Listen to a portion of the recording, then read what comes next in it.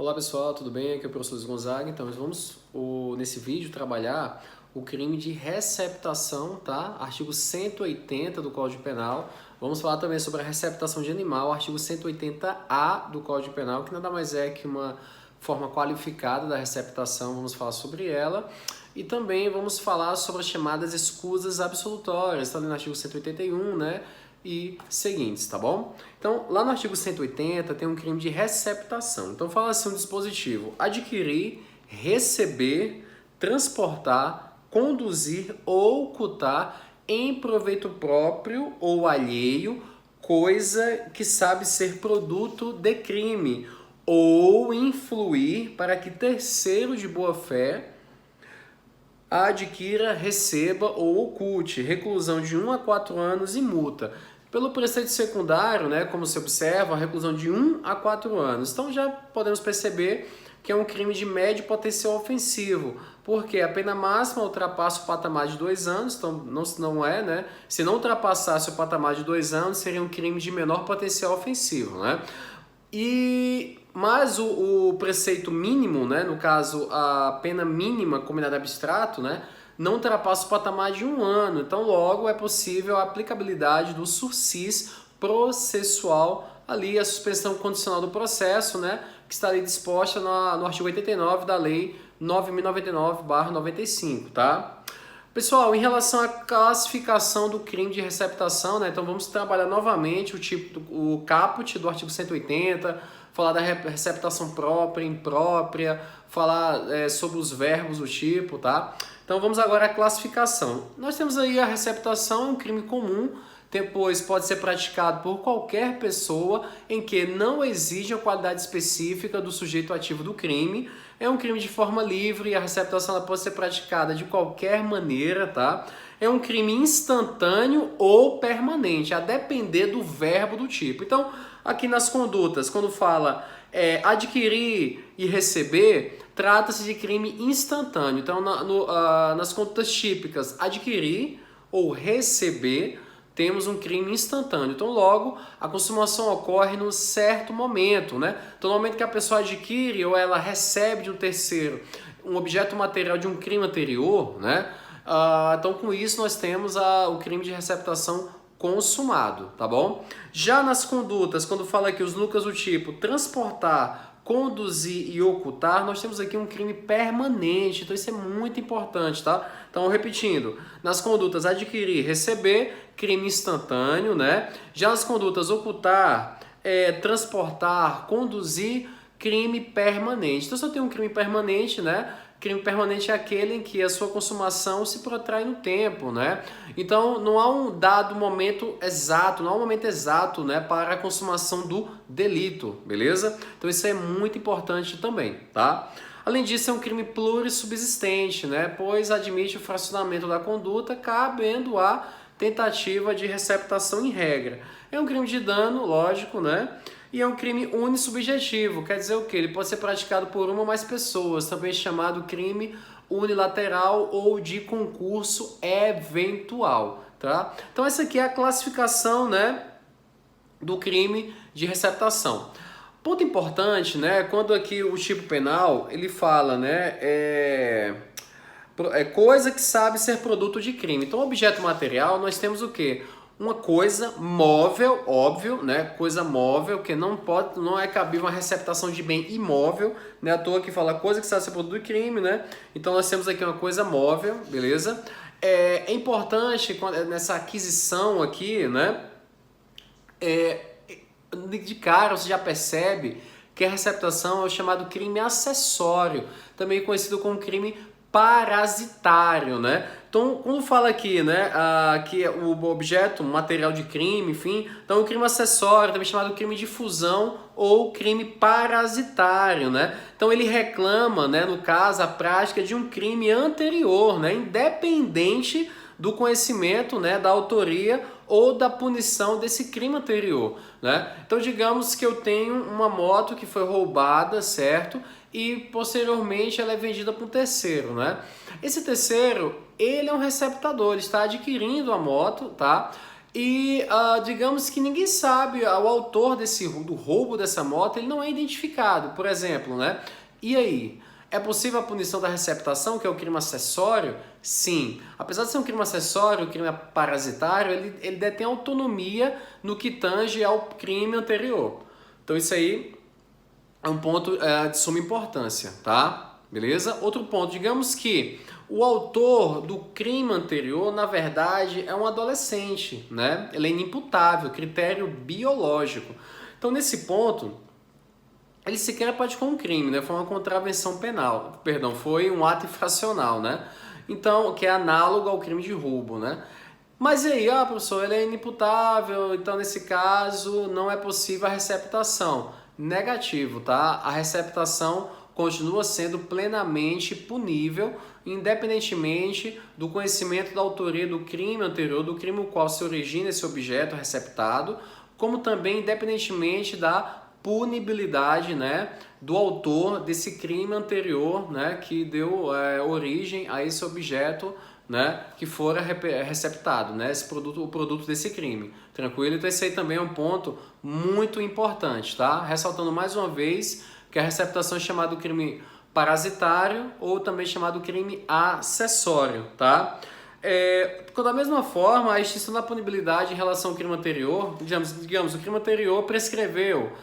Mas e aí, mesmo assim, é possível a punição da receptação do objeto material desse crime anterior? Sim, beleza? Então independe do que for ocorrer com esse crime anterior aí, né? A não ser que venha a ser configurado um fato atípico, aí nem crime é. Então não posso receptar algo, né, que provém de um fato atípico. Aí tudo bem, aí nesse caso eu teria, né, a descaracterização do crime de receptação, tá bom?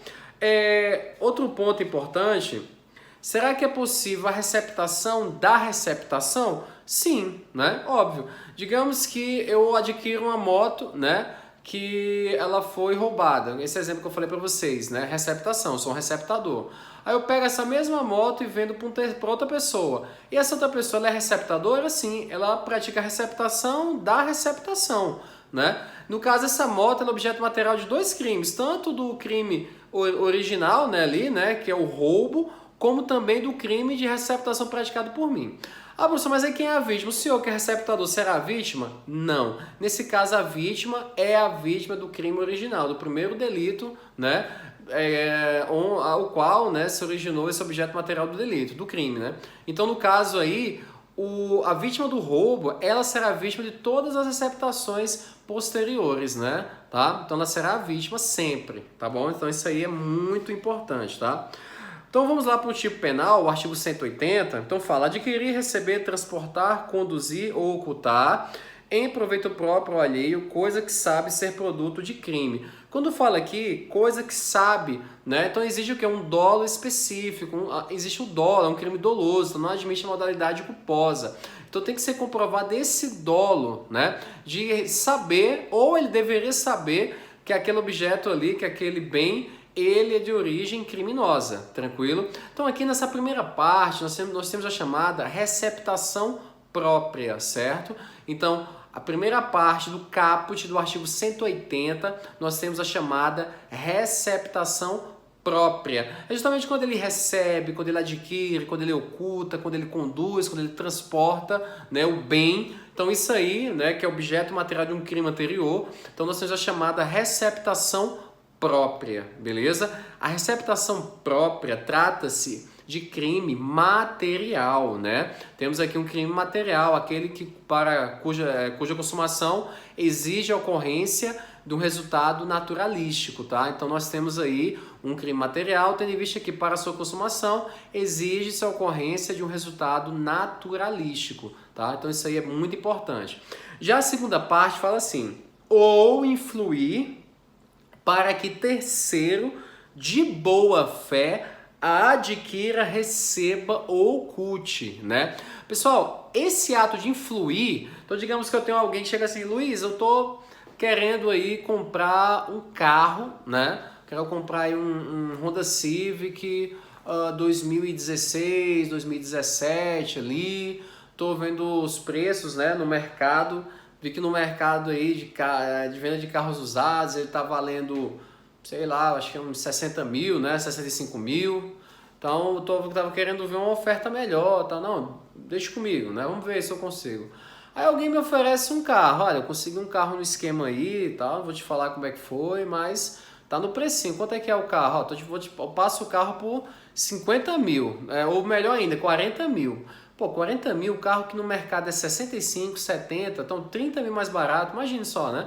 Então eu chego para esse terceiro e falo, olha, é o seguinte, tem um carro aí, tranquilo, pode comprar, pessoa que eu conheço e tal, né? E eu sei que é de origem ilícita, 50 mil veículos, né? Então o terceiro ali tá de boa fé, né? Ele, pô, mas aí tem documento? Não, documento tudo certo, tudo falsificado, né? Mas o terceiro ali não sabe.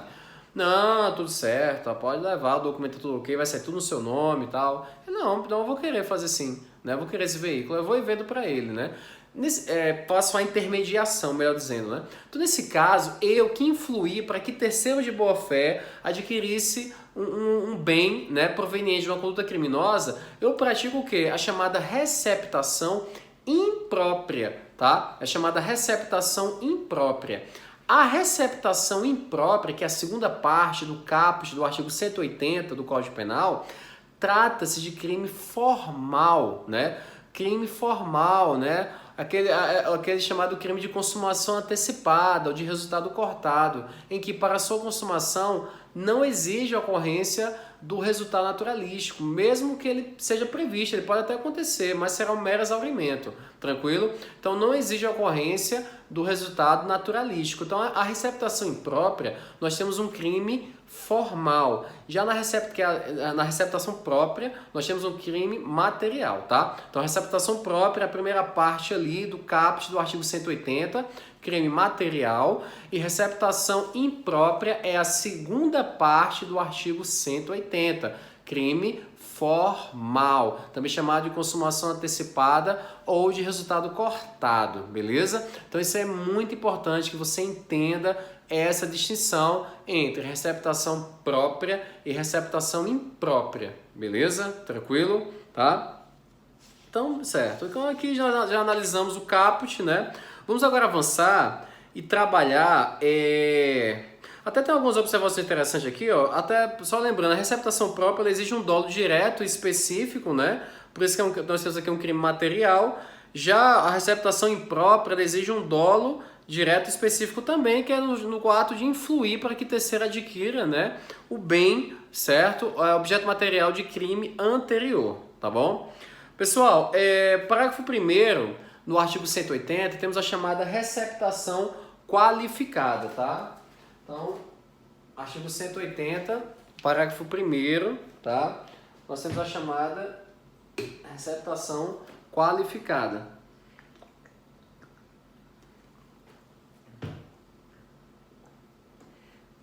Então fala assim, olha só, receptação qualificada, parágrafo 1º. Adquirir, receber, transportar, conduzir, ocultar, aí vem tem depósito, desmontar, montar, remontar, vender, expor à venda, olha só, ou de qualquer forma utilizar em proveito próprio ou alheio no exercício de atividade comercial ou industrial, coisa que deve saber ser produto de crime. Reclusão de 3 a 8 anos e multa, né? Veja só, 3 a 8 anos e multa. Então aqui, pessoal, o sujeito ele pratica o crime no exercício de uma atividade comercial ou industrial, né? Então digamos que ele pega peças de carro, por exemplo, né?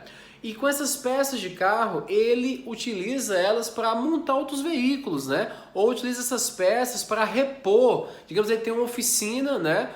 E ele guarda ali carros roubados, motos roubadas, enfim, recebe esses objetos, desmonta tudo e pega esses objetos, essas peças, insere, né, em veículos de clientes ali da oficina. Então, o que isso aí configura? Receptação qualificada. Teve um caso que eu trabalhei uma vez que o que o sujeito estava fazendo? Ele estava pegando celulares, né, roubados, furtados, enfim, ele estava comprando celulares dos criminosos, né, e ele simplesmente revendia os telefones. Ele tinha uma loja de celular e revendia esses telefones, tá entendendo? E vendia sem nota fiscal mesmo, nem nada.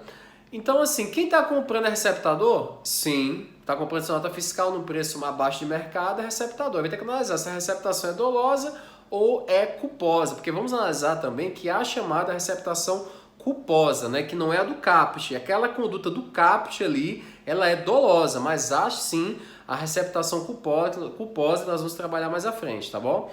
Então, é importante isso porque se for configurado que ele pratica um crime no exercício da atividade comercial, né, ou industrial, temos uma conduta qualificada, certo? Crime qualificado, tá bom? Então aqui a pena de 3 a 8 anos, então nós temos um crime de elevado potencial ofensivo, né? A pena ultrapassa 2 anos e além disso a pena mínima ultrapassa 1 ano, então não cabe o sucício processual da lei 9.099/95, tá? Então isso é importante. Parágrafo 2º, pessoal, nós temos a conduta equiparada, né? Mas aqui eu falo o que vem a ser, não é conduta equiparada, na verdade, seria o que vem a ser essa atividade comercial, né? Então fala assim, equipara-se a atividade comercial para efeito do parágrafo anterior, no caso da receptação qualificada do parágrafo 1º, qualquer forma de comércio irregular ou clandestino, inclusive o exercido, né, o que é exercido em residência, né? Então, qualquer forma de comércio, então o cara tem um comércio clandestino ali, né? Até o que ele exerce uma venda de objetos, celulares roubados, enfim, na casa dele, vai configurar a receptação qualificada? Sim, vai configurar, beleza? Então equipara-se esse comércio clandestino, esse comércio em residência à atividade comercial, tá bom? Para a configuração da qualificadora do parágrafo 1º que nós trabalhamos anteriormente, tá? Parágrafo 3º, temos a chamada de receptação culposa. Então a receptação culposa está aqui no dispositivo expresso, no parágrafo expresso, né? Distinto do caput, tá? Então o caput é um crime doloso, mas no parágrafo 3º nós temos a chamada receptação culposa, né? Então fala aqui, ó, adquirir ou receber coisa que por sua natureza ou pela desproporção entre o valor e o preço, ou pela condição de quem a oferece, deve presumir-se obtida por meio criminoso, né? Olha só, você vai, por exemplo, entra na internet, né? E vê lá um anúncio no celular, né? Ah, vê o celular, preço tal, poxa, tá bom esse preço aí, né? Então vou lá ver o celular. Falou, olha, não tá aqui o celular e tal, mas o celular não tem... Cadê a caixinha do celular? Ah, não tem não. Ah, não tem? Carregador, tem um aqui. Olha o carregador, esse carregador não é original. Você tem o carregador original do celular? Não, não tem o carregador original. Tem nota fiscal do celular? Não, não tem. Olha só, olha as circunstâncias, né? Será que numa situação como essa não poderia prever, né? Ou deveria prever que esse celular, esse aparelho telefônico, ele provém de uma conduta ilícita, né? Então, cadê os acessórios, né? Cadê a nota fiscal? Cadê a caixinha do telefone? Enfim, não tem nada. Então, é complicado. Aí você vai lá e compra. Olha só, você deveria saber que aquilo ali, né? Ou deveria ter uma forte suspeita da origem ilícita daquele bem, né? Então, nesse caso, você incorre no crime de receptação culposa, né? A receptação culposa, a pena de detenção de 1 mês a 1 ano ou multa, ou ambas as penas. Então aqui nós temos um crime de menor potencial ofensivo, né? Então vai tramitar o processo ali, né? No GCRIM, no Juizado Especial Criminal, tá bom? Ainda continuando aqui na receptação culposa, ó, desproporção entre o valor e o preço. Também, né? Óbvio. Ah, vou comprar uma moto 2018 que custa no mercado aí 20 mil reais, o cara tá me vendendo por 7 mil. 7 mil reais. Olha a desproporção entre o bem e o valor que está sendo oferecido por ele, né? Então, nesse caso, também configura a chamada receptação culposa, tá? Culposa. E depois fala aqui, ó, pela condição de quem oferece. Então, você vê um menino de rua ali te oferecendo, sei lá, um iPhone, né? Ó, tá aqui o iPhone 11 e tal, tô te vendendo aqui, o cara todo, né? Assim, garoto de rua mesmo ali e tal, né? Morador de rua com um iPhone, e você vai lá e compra. Aí você é preso, né, com o telefone dos outros, o telefone foi furtado, E você vai falar o quê? Ah, não, porque me ofereceram, o preço estava bom. Tá, quem te vendeu? Ah, não, foi um cara ali na rua, o cara com iPhone, né? E você vai lá e compra dessa maneira, tá entendendo? Então, vai configurar, em tese aí, a receptação culposa, beleza? Então isso é importante, tá? É engraçado que a receptação culposa, ela se encaixa muito na questão da negligência, né? A pessoa é muito negligente, ela não vai atrás para... ela não se preocupa em saber a origem daquele bem, ela não... né? E pelas condições ali fáticas, ela poderia sim ter uma conclusão em relação à gênese ilícita, né, daquele objeto ali, tá? E mesmo se ela não faz isso, então por isso que ela incide na conduta criminosa, tá? Parágrafo 4º, nós temos a chamada norma penal explicativa, né? Então ela fala assim, olha só, a receptação é punível ainda que desconhecido ou isento de pena o autor do crime de que proveio a coisa. Foi o que eu acabei de falar, né? Eu falei no começo da aula isso, né? Então, independentemente do conhecimento da autoria do crime principal, né? De onde proveio, né, o objeto receptado, ou independentemente da incidência de uma causa extintiva da punibilidade, né? Enfim, então mesmo que seja isento de pena, vai sim prevalecer, tá, a tipificação do crime do artigo 180 para o receptador, tá? Então isso aí é muito importante, tá aqui no parágrafo 4º, norma penal explicativa, tá? No parágrafo 5º, nós temos a chamada receptação privilegiada, tá? Receptação privilegiada, isso é importante. Fala aqui, ó. Na hipótese do parágrafo 3º, então quer dizer o quê? A receptação privilegiada, ela somente se aplica na hipótese do parágrafo 3º, que trata do quê, pessoal? Da chamada receptação culposa, né? Receptação culposa. É aquela mesma ideia ali do homicídio privilegiado, né? Que se aplica apenas, né, a conduta, né, no caso ali é a conduta dolosa, né, na verdade, o homicídio privilegiado, ele se aplica a uma conduta dolosa, né, tem essa distinção aí, como também a lesão corporal privilegiada se aplica também a uma conduta dolosa, tá? Aqui é diferente, né, aqui a receptação privilegiada se aplica a uma conduta culposa, tá? Então fala aqui, ó, na hipótese, parágrafo 3º, né, a receptação culposa, se o criminoso é primário, pode o juiz, tendo em consideração as circunstâncias, deixar de aplicar a pena.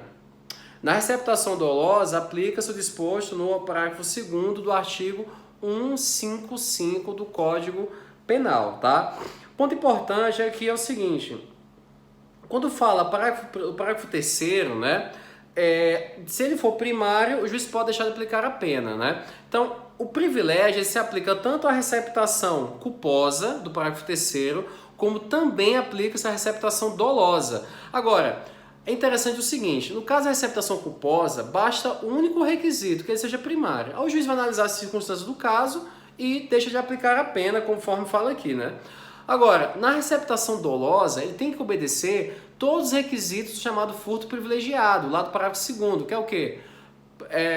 Primariedade do réu e pequeno valor da coisa, tá? Então aqui na receptação dolosa, para ser aplicado o privilégio, é necessário o quê? Que o réu seja primário, certo? Primariedade do réu e que a coisa receptada seja de pequeno valor, né? Então é importante isso porque ele remete, né, ao artigo 155, parágrafo 2º do Código Penal, beleza? Então, a privilegiadora aqui na receptação se aplica tanto à receptação culposa, nesse caso, basta o réu ser primário, e o juiz analisa as circunstâncias do fato, e dependendo do contexto, ele deixa de aplicar a pena.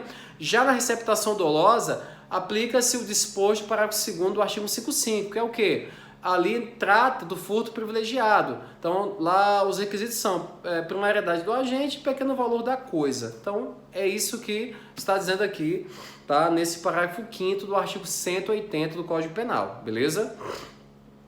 No parágrafo 6º, pessoal, tem uma causa de aumento, né? Então, fala aqui, tratando-se de bens do patrimônio da União, Estado, Distrito Federal, município ou de autarquia, fundação pública, empresa pública, sociedade de economia mista ou empresa concessionária de serviços públicos, aplica-se em dobro a pena prevista no caput desse artigo, né? Então aqui nós temos uma causa de aumento de pena, né? Então nós temos aqui a conduta majorada, uma receptação majorada, desde que os objetos que foram, objeto material da receptação, objeto receptado, pertence a alguma dessas pessoas jurídicas aqui de direito público, tá? Então isso aí é importantíssimo, beleza?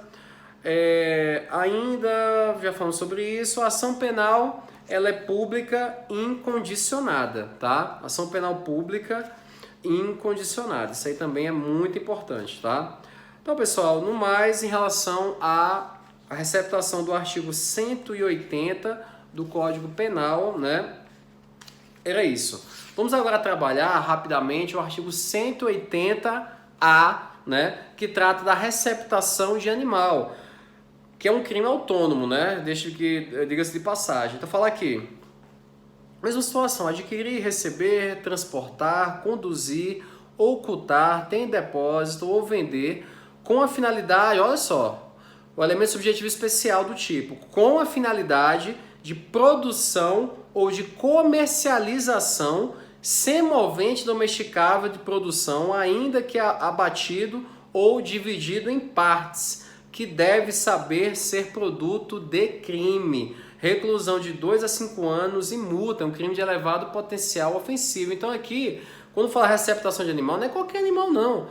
O fulano e tal comprou um cachorrinho que foi furtado da casa da vizinha. Isso é receptação de animal? Não é, uma receptação comum, beleza? É uma receptação comum. Agora, se eu tenho um bem, um animal, né, que é animal domesticável, destinado à produção, né, digamos, gado, porco, né, produção suína ali, galinhas, enfim, né? Aí nessa situação configura sim, né, a receptação de animal, beleza? Então a classificação tranquila, é um crime comum, pode ser praticado por qualquer pessoa, é um crime material, né, exige o resultado naturalístico, é um crime de forma livre, unissubjetiva, ele pode ser praticado por uma ou mais pessoas, né? Então ele admite o concurso de pessoas, né, na prática do delito, tá? Então, o ponto importante aqui é que esse tipo penal ele é aplicável, conforme fala aqui, ao semovente, né, ou no caso, aos semoventes domesticáveis e de produção, né? Então, ele não fica caracterizado, como eu falei para vocês, quando a conduta recai sobre um produto animal, né? Então, leite de vaca, por exemplo, não vai, né? Ou um animal isolado que não é domesticável e destinado à produção. Também não vai caber a tipificação da conduta do artigo 180-A do Código Penal, né? Beleza?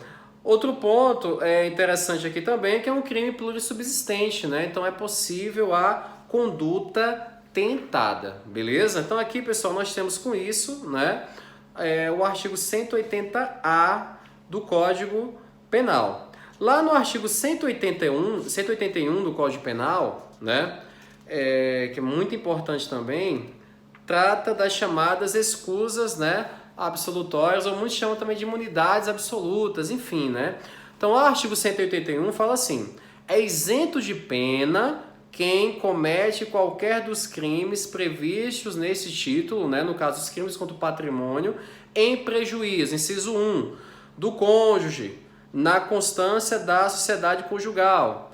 Inciso 2, de ascendente ou descendente, seja parentesco legítimo ou ilegítimo, seja civil ou natural, né? Então aqui, pessoal, se eu tenho um cônjuge, né, que pratica um crime contra um furto contra outro cônjuge na constância do casamento, da sociedade conjugal, e isso se aplica aos companheiros? Sim, plenamente, tá? Então é fato atípico. Então, digamos, a mulher vai lá, subtrai, né, R$1.000 ali da carteira do marido. É crime? Deveria ser, mas não é, né? O marido subtrai valores da carteira da mulher. É crime? Não, não é crime não, daí é tranquilo. Mas enfim, nenhuma outra conduta, certo, configura conduta criminosa, tendo em vista a incidência da chamada escusa absolutória. Fica isento de pena, tá? Inciso 2, aqui como eu falei, né, em prejuízo de ascendente, descendente. Então, por exemplo, o filho que subtrai valores da mãe, né? Eu tenho história, por exemplo, que quando eu era criança, minha mãe deixava umas moedas assim, né, em cima do guarda-roupa lá do quarto dela, do meu pai, né, tal. Aí o que é que acontecia? Eu deixava lá uma bolsa cheia de moeda, né? Aí todo dia lá pegava uns 3, 4 reais e eu jogava videogame, né, na locadora. Na minha época tinha isso, né? Então, o que aconteceu? Minha mãe começou a desconfiar, porque toda tarde eu ia lá jogar, né? Lógico, como é que ele tá jogando se não tem dinheiro? Como é que tá sendo isso? Eu falava que não, eu tô indo ali só olhar o pessoal jogar e tal. E aí, nisso, ela armou, né, pra mim, pôs lá uma quantidade específica, né, de dinheiro lá, né? Eu peguei o dinheiro, né? Isso eu tinha o quê? Uns 9, 10 anos. Aí eu fui jogar. Nossa, meu Deus, eu vi minha mãe entrou lá, gritando, falou um bocado de coisa. Naquele tempo não era, não pode bater na criança. Naquela época eu apanhei, foi muito. Ela entrou gritando na locadora, eu falei, nossa, meu Deus do céu, velho. Eu saí, me desviei dela, né? Corri até em casa, me tranquei no quarto, ela bateu lá, abre a porta, você vai apanhar, seu miserável, tal. Então eu fiquei lá trancado o dia inteiro, véio. Não saí pra nada, né? Aí meu pai chegou à noite do trabalho, né? Aí meu pai, meu filho, abre a porta, é seu pai. Eu digo, agora que eu não abro mesmo, né? Aí fiquei lá, né, até o outro dia. Eu lembro que de madrugada eu saí, né? Tava todo mundo dormindo, né? Então eu saí ali pra tomar água e tal, ir no banheiro, né? Só saí do quarto no outro dia, né? Aí peguei um castigo e tal, né? Mas enfim. Isso aí, não, lógico, eu era criança, né? Nem ato infracional olha lá, né? Então, assim, se eu hoje, por exemplo, vou lá subtrair valores do meu pai, não é crime, tá? Prejuízo de ascendente. Da mesma forma, se o pai ou a mãe, né, o avô, que é um ascendente, pratica um crime em prejuízo de um descendente, do filho, do neto, também não configura, tá? Conduta criminosa, beleza? Não configura crime contra o patrimônio. Então isso aí é muito importante, tá? No artigo 182, fala da chamada imunidade, das imunidades relativas, né? Então fala aqui, ó, somente se procede mediante representação, se o crime previsto nesse título é cometido em prejuízo do cônjuge, desquitado ou judicialmente separado. Então nós temos ali um divórcio, por exemplo, né? Se eu vou lá e pratico o crime em detrimento desse meu ex-cônjuge, então, digamos um furto, que em regra é de ação penal pública incondicionada. Nessa situação, dependerá de representação dele, tá? Prejuízo de irmão, legítimo ou ilegítimo. Então, eu vou lá subtrair valores da minha irmã, do meu irmão, também depende de representação, beleza? Nesse caso. Em prejuízo de tio, sobrinho, né? Ou com quem um agente coabita, já fica mais genérico. Então, digamos que eu moro com um primo de terceiro grau, por exemplo, eu subtraio valores dele. Então, para que esse crime seja apurado, esse furto, né, que em regra é de ação penal pública incondicionada, nessa situação, tendo em vista a incidência da imunidade relativa, nós temos um crime aí que depende de representação, né, do ofendido, tá? Então isso é muito importante, tá bom? No artigo 183, nós temos os limites, né, para a aplicabilidade da imunidade absoluta do artigo 181 e da imunidade relativa do artigo 182, né? Então fala assim, não se aplica o disposto nos dois artigos anteriores, né, as imunidades. Inciso 1, se o crime é de roubo ou de extorsão, ou em geral quando haja emprego de grave ameaça ou violência à pessoa, né? Então vou lá, ponho uma arma na cabeça da minha mãe, mando ela entregar o dinheiro para mim, eu vou responder pelo roubo? Sim, roubo majorado, inclusive, por emprego de arma de fogo, tá? Então aí não se aplica nenhuma escusa absolutória, tá? Inciso 2. Ao estranho que participa do crime. Isso é importantíssimo, né? Então, digamos que minha mãe e meu pai guardam dinheiro no cofre, eu falo com dois conhecidos para praticar o furto na minha casa para eles me ajudarem. A gente vai lá, pratica o furto e depois somos pegos, né? O que acontece? A escusa absolutória vai se aplicar a mim, eu não vou responder por esse furto qualificado. Já os dois estranhos, eles vão responder normalmente pelo furto qualificado.